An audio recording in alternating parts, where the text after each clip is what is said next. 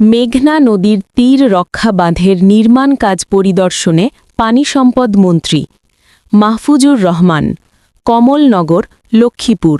প্রতিনিধি। এর রিপোর্টে দেখুন বিস্তারিত। পানি সম্পদ মন্ত্রী ও বিএনপির যুগ্ম মহাসচিব শহীদ উদ্দিন চৌধুরী অ্যানি মেঘনা নদীর তীর রক্ষা বাঁধের নির্মাণ কাজ পরিদর্শন করেছেন। শনিবার ১৪ মার্চ বেলা ১১টার দিকে তিনি কমলনগর উপজেলার মাতাব্বরহাট এলাকায় মেঘনা নদীর তীর রক্ষা বাঁধের চলমান নির্মাণ কাজ পরিদর্শন করেন।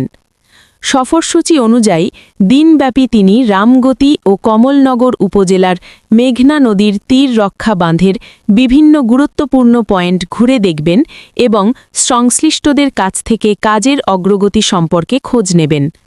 সামার কিংবা উইন্টার সব সময় স্পিড দরকার। Speed.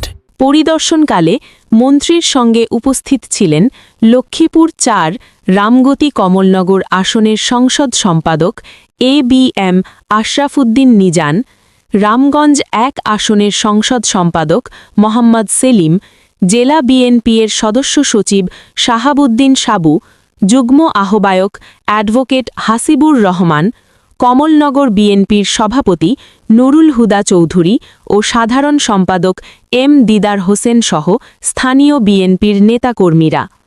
SMP news 24 news desk.